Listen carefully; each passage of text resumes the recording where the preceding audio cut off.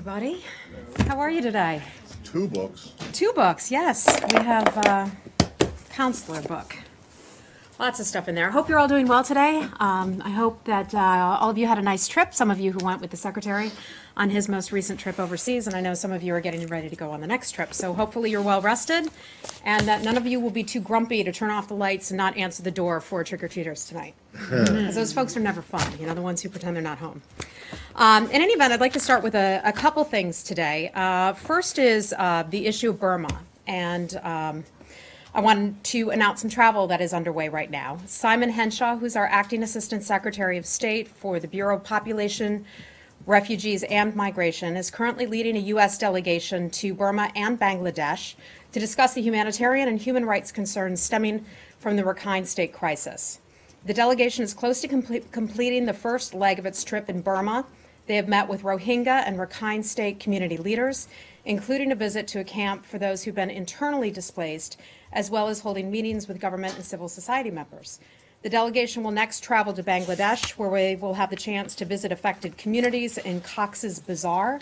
Cox's Bazar, for those of you who do not know, is an enormous refugee camp that is serving as temporary home, we certainly hope, to somewhere between 800,000 and 1 million refugees. About 600,000 of them have come from Burma alone, so it is an enormous place. The Acting Assistant Secretary Henshaw is accompanied by the by the Deputy Assistant Secretary Scott Busby of the Bureau of Democracy, Human Rights, and Labor. Those of you who were here last week had the chance to hear from Mr. Busby, who spoke about the DPRK and human rights abuses there.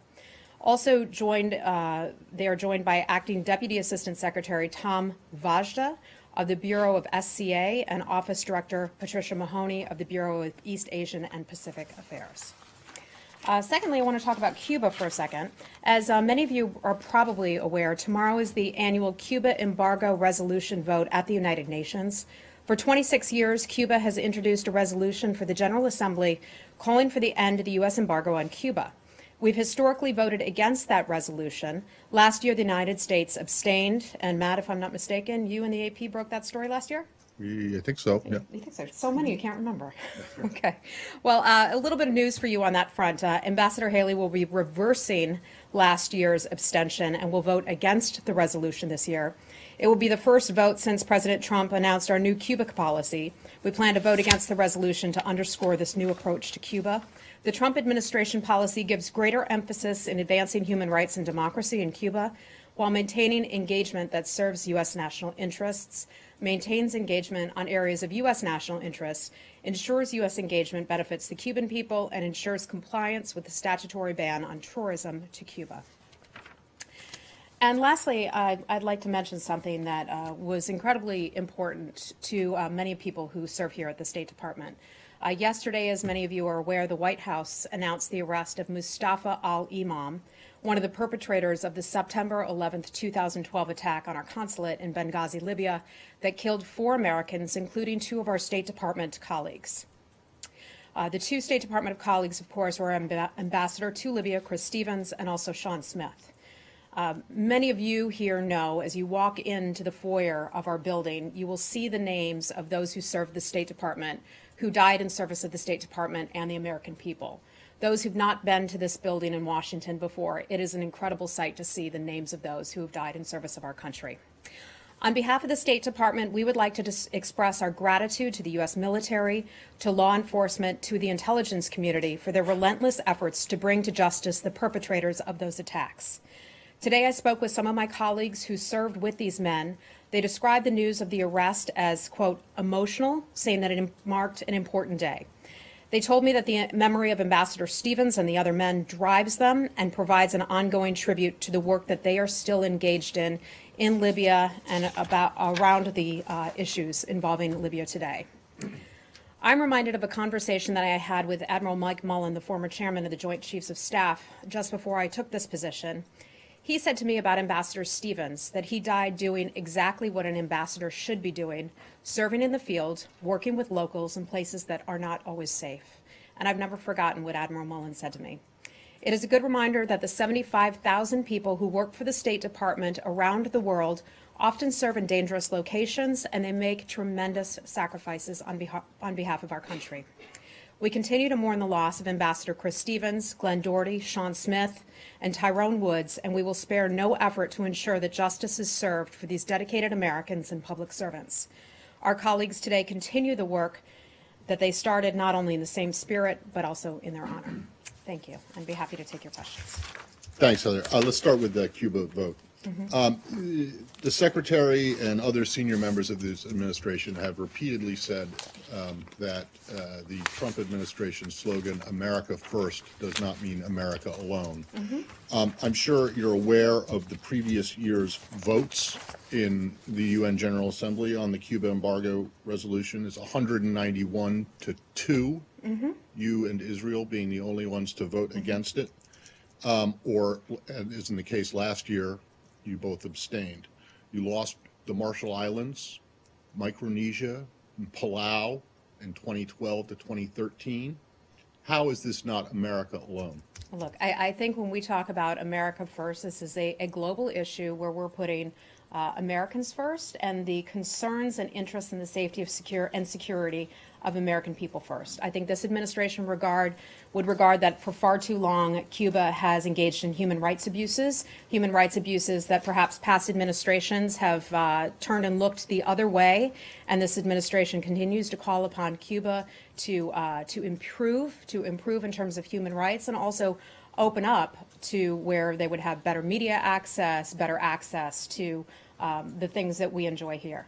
Does this decision have anything to do with the attacks that have happened that you guys have talked about? No, look, this administration undertook a very broad Cuba policy review, something that the president outlined and underlined and underscored earlier this year. So I just refer you back to what the president's comments on that, but that is where things stand. The decision to vote against this resolution doesn't have anything to do with those. That would be a separate matter altogether. All right. And then just lastly, have you talked to the Israelis? Are they going to vote with you again? I have not spoken to the Israeli government about this. Do you know if anyone I has? don't know that answer offhand. And then just the last thing on this, the United States position, as well as Israel's position on boycotts of countries, is that they are, particularly when it comes to Israel, is that they are opposed to them. Is it still the administration's policy that boycotting countries such as the BDS movement is something that you oppose? Do we oppose boycotts of Israel? Boycotts of Israel. Yeah, I'm just trying to figure out if you look, see. We've had an example where there have been blacklists that have been put together of companies that have been working in what some would consider to be disputed areas. We tend to think that is not a good idea. Right. I just want to make sure that I understand correctly. The administration does not see it as inconsistent to support its embargo on Cuba, which is opposed by every other country in the world with the exception of one, and its opposition to embargoes or boycotts of Israel. Look, that's not inconsistent. We look at the Cuban government and some of the activities that it's done, some of the things that it's done to its very own people, and see that as problematic. The president believes very firmly in focusing on human rights issues in Cuba, among any other things, and I think that is a testament to the tremendous value that we place on human rights and dignity. And other countries don't want to call out nations like Cuba for that kind of activity, but we do. I get it, but you don't think you don't see an inconsistency in the position. No. All right. Okay. Thank you. All right. Where would you like to go? Good afternoon. Lori, you want to start with Iraq today? Iraq, okay. I have several questions. The Iraqi government seems to have a campaign against journalists. A Kurdistan TV reporter, Arkan Sharif, was killed yesterday in Kirkuk, apparently by hostile Shabi. Today, the Prime Minister said Kurdish channels were guilty of war crimes just by reporting on the fighting. And Kurdistan 24 and other Kurdish channels have been banned in areas of Iraq that are controlled by Baghdad. And an Arab journalist, so it's not just Kurds, Samir Obaid, who was critical of Abadi, was arrested. What's your comment on all that? Yeah, I've not heard of all of that, Lori. I'm aware of the murder that took place of the journalist in Kirkuk. We've seen that story. Some of this information is just coming into us, so I can't confirm all of these stories that you're mentioning. We are certainly aware of media reports based on the government having issues with the central government of Iraq and media issues overall. I mean, our position has not changed. We support freedom of the press. We believe that more voices, not fewer voices, is good for democracy, is good for people of various countries. We would mourn the arrest, we would mourn the death of any journalist covering this, trying to bring additional information to the people of Iraq. The Committee to Protect Journalists has condemned this. Do you expect if these things continue, you will also be condemning this? Yeah, I think that's a hypothetical, so I don't want to get ahead of anything, but that would be a concern of ours. If there are attempts to squash the voices of those who are trying to just bring more information to the people. And my next question is a continuation of our discussion last time when you said Abu Mahdi al-Mohandes was a terrorist. There's another hostile Shabi commander, Qais al-Khazali, prominent figure who was detained at Camp Cropper for killing U.S. troops during Operation Iraqi Freedom. And the Iraqi Interior Minister, Qasim al-Araji, has long-standing ties to the IRGC, whom you just named as a terrorist organization, and he was also detained by the U.S. during OIF. What is your comment on these people? Are they terrorists in your view? Yeah, I mean, Lori, I don't want to get too much into that because our focus is on trying to get Iraqis, the Kurds, to come together and have some sort of dialogue. I fully understand and appreciate your question. I know well who those men are that you speak of. We are very familiar, as the United States government is, in the acts that they are believed to be responsible for. And that, of course, is a tremendous concern to us. You mentioned Mr. Mohandes. He was designated by the Department of Treasury back in 2009 for threatening the peace and stability of Iraq and also the government of Iraq. We are well aware of that, but I just don't want to get too into the details of what you're asking. Okay, let me give you a softball question then. The Iraqi parliament... Yeah, right, thanks. Okay.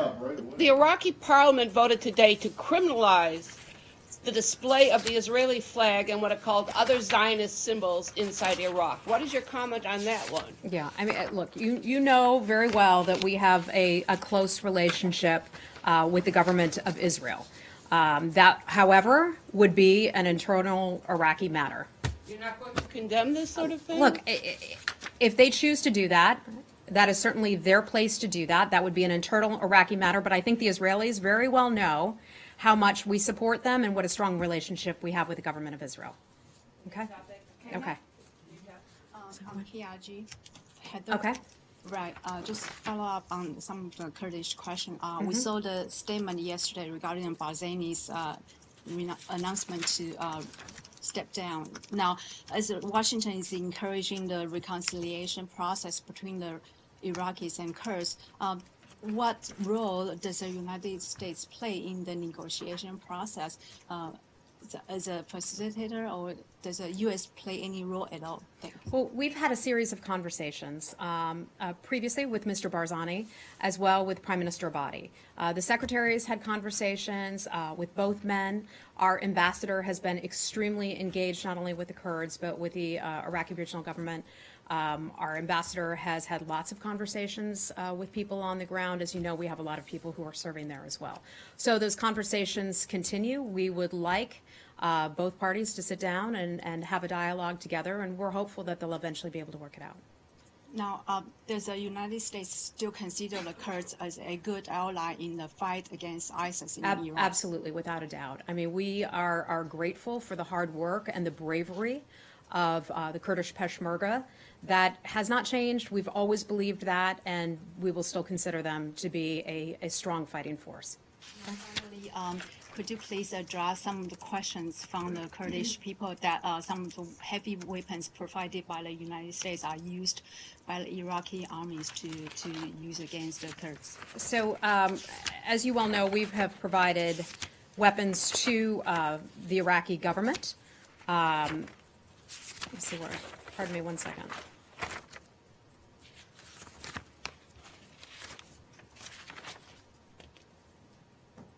Yeah, I mean, we've certainly trained, as you well know, alongside and with the Kurds and the Iraqi regional government.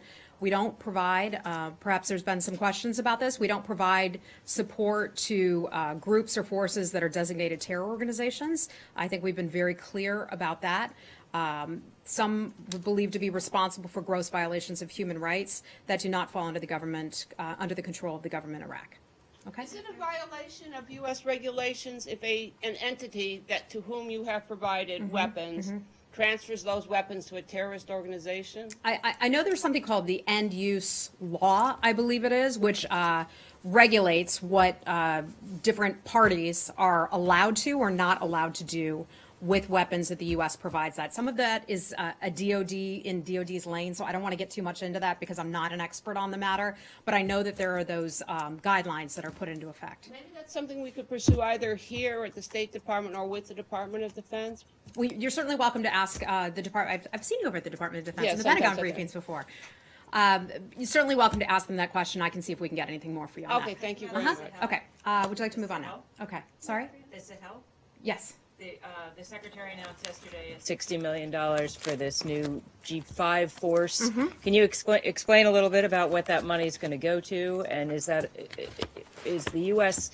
cutting back on kind of aid to that area, with the big cutbacks of this administration? The dollar amount that was announced yesterday, a total of $60 million for the G5 countries. Those G5 countries include Burkina Faso, Chad, Mali, Mauritania, and Niger. The point for that money is to try to create a joint force and also recognize that they are making progress toward operating better military and counterterrorism operating capability.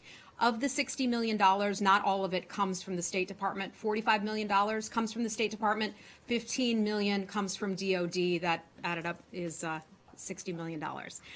That is being given through peacekeeping operations, so it's not going through the United Nations. It's going from the State Department directly to some of them. So I know that the Secretary was pleased to be able to announce that kind of level of cooperation.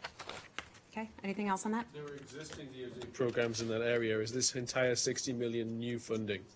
Obviously, there's been train and assist missions in there for several years. Do you know whether this replaces anything or whether it's 60 million on top of existing bilateral I can't deals? speak to the DOD's $15 million contribution to this. I believe that this is a new pocket or a new pot of money that is going to them, but I can double check on that. Okay. Anything else on this issue? Okay. What do you got? Iran. Okay. I have it, thanks. Iran's supreme leader says that he is going to put a limit on the ballistic missile program in his country to 2,000 kilometers. Does the United States view that as a concession? Does that change U.S. policy or posture at all towards? Well, 2,000 kilometers is actually pretty far. That would certainly put other countries that are allies of ours in the range. I'm not going to comment on every statement that comes out from an Iranian official, nor any other government official from around the world for that matter. We all know, as do our partners in the region, they know certainly that Iran's ballistic missiles threaten not only the United States, but our partners in the region, including many Arab countries.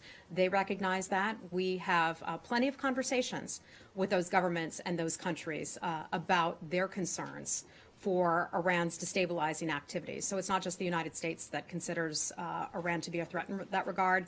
It's our partner nations as well. Those Iranian-made rockets have too long been used to exacerbate some of the inflamed conflicts in the region, and as you well know, it's in violation, ballistic missiles are, of the UN Security Council resolutions. Despite the range, the U.S. wants to see a range of 0, I'd assume, then, still. We would like to see them come into compliance with the UN Security Council resolutions, and would see these in violation of the UN Security Council resolutions. Bless you. Bless you. Okay. Where would like to go now? Hi. Okay. So administration officials have confirmed that Tillerson floated the idea of top U.S. government officials meeting with Iranian government officials during the UN General Assembly meetings. Can you give us some more details on that? Yeah. So I know that was something that the Secretary had floated. The country, the Iranian officials said no, and that was the end of it. Well, wait a second. The Secretary is the most senior ranking cabinet agency chief in this government. he met with the Iranian foreign minister. You're talking about something other than that? Well, they had that, the No, meeting and they sat in New York, and they sat which in the room was alone a with part their of, delegations for several minutes. which was a part of the countries that are part of the signatory to the JCPOA. And they had a lengthy conversation, and the secretary certainly called out, as many of you have probably read, the Iranian government for its destabilizing activities that date back, 40 plus years. Yeah, but I'm not, my question is, her question was, did he raise the idea of senior officials meeting with Iranian officials? And I think I you're just saying- answered that. Yeah, but he himself met with a senior Iranian official. Yes. Are you talking about he floated the idea of other administration officials meeting with the same Iranian official he met, or even more senior Iranian officials? I'm not aware of exactly who it was who in the Iranian delegation would have been included in that, but I know that idea was floated. And floated with whom? With Zarif? I'm not sure exactly. And so was Tehran correct in saying that Iran had turned down the offer for a meeting with the president? They Trump? did. Okay. They did turn down a meeting with the president. They did turn down a meeting, yes, with U.S. officials. No, Yeah, with I President believe Trump. I believe that the White House commented on this yesterday, so I Did they? refer you back Okay. to the White House for some of that. Okay. They did? I believe I they wasn't did. aware They there were didn't say any that they questions did. in the briefing other than certain legal activity Okay. that's going on. Yeah. It was beyond budget. Then you should have been over there talking about other things. Correct. Okay, shall we move on? Okay. Okay. Yeah. Follow up Okay. on that. You said that the delegation has met with government officials. Does that include military officials? Not to my awareness. I can only speak on behalf of the State Department. The State Department with our various bureaus, Democracy, Labor, Human Rights, EAP, East Asia. Burmese military officials. Will we be meeting with the Burmese military officials? I don't believe so. Let me just check my notes. I know that the Secretary has had conversations with the General Min from Burma. I don't have a conversation to read out to you, but we have certainly had conversations with them, as we have Aung San Suu Kyi and many others in the government as well. So, Take the question, I guess. yeah, let me just try to find, see what information I have for you that I can provide. Just while we're on Burma, Myanmar, you said you'd been able to meet with the envoys managed to meet with Rohingya. Has he been able to go everywhere in the country he would have liked to have done? I know before there was. I'm sorry, what did you say? Has he been able to travel wherever within Burma he wanted to go? I know there's been restrictions in the past on Yeah, access. so let me give you a little bit of information on where he's at, and Connor, I'm just finding it right now. So our delegation traveled to Sitwe, to Rangoon, and also to Naypyidaw. Naypyidaw, thank you, Matt. The diplomatic mission's primary purpose was to work with the government and other actors. I know we've been speaking with various aid groups in the area to learn about their experiences in trying to get equipment, material, and other humanitarian type programs to the people of Burma who are suffering. There have been, as many of you know, more than 600,000 Rohingya who have been forced to leave their areas. Many of them have wound up in the neighboring Bangladesh, and I believe it's tomorrow or the following day where Acting Assistant Secretary Henshaw will be in Bangladesh to take a look at, meet with some people in conjunction with, their time in Bangladesh. Okay. Can I just Yeah. ask one more question? Is it the administration's view that it's better to work with the Burmese government to help solve the crisis, as opposed to beginning to put some pressure on the government? Well, we've certainly put pressure on the government, without a doubt. I mean, many of you saw the sanctions that were released late last week. It was pretty lengthy. So I think we view this as a multi-pronged approach. Part of that is talking with the government, having conversations, but also recognizing that the government is a fledgling democracy, that they need help. Certainly, we have been very clear about expressing our severe concerns. You are all aware of the conversations that we're having internally about the situation that has befallen the Rohingya. You also know about the many travels that our team has made to the region to meet with people and get more information on the ground there. Okay. So additional sanctions would be. I'm not going to forecast any potential additional sanctions, but those things are always an option. Okay. Hey, Laura. Hey, we go to North Korea? Sure. Is the State Department going to relist North Korea as a state sponsor of terrorism? So our Bureau of Legislative Affairs talked with us a little bit earlier today about the deadline that we have for that. There's a congressionally mandated deadline. We've been working under the deadline of November the 2nd. That is something that we are certainly looking at. We've been looking at this for quite some time, but I just don't have anything to announce for you today. Why November 2nd instead of That, today? I'm getting that from our Leg Affairs people.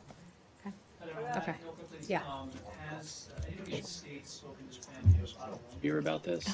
I know we've spoken with their family in the past. I'm not sure if we've spoken with them in recent days. About this? I'm not aware that we have. Okay. Yeah. Hi. You want to go? Same issues. Yeah. DPRK. Korea? Yeah. Okay. South Korea abstained from UN resolution condemning North Korea's nuclear test.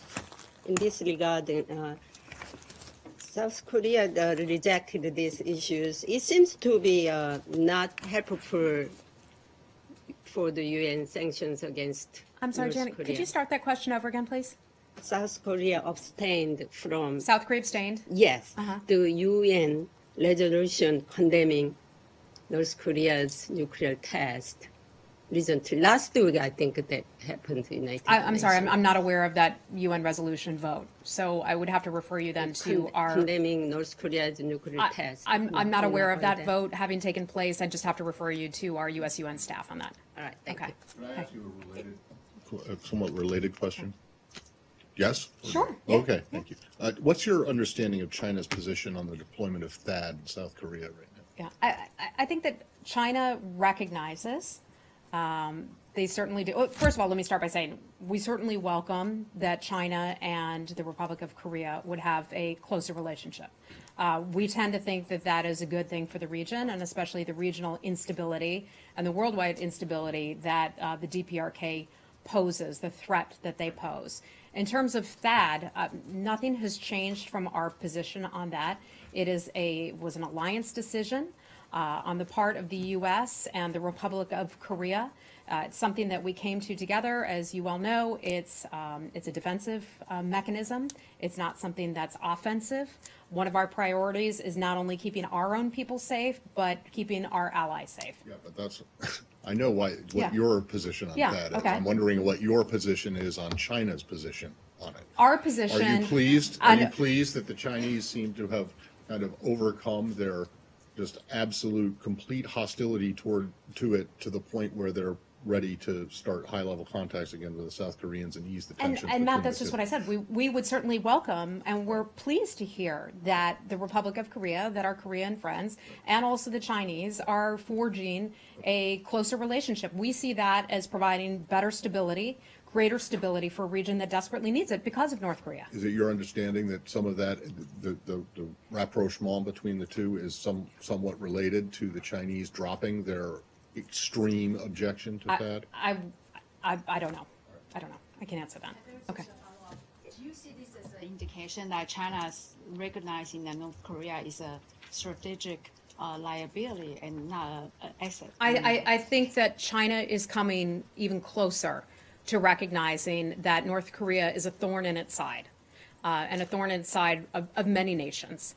Obviously, they have a lot of trade that flows through North Korea, but it is not without significance that the Chinese backed two UN Security Council resolutions calling out North Korea for its destabilizing activities. So China, I think, is certainly coming around and recognizing the threat that the DPRK poses.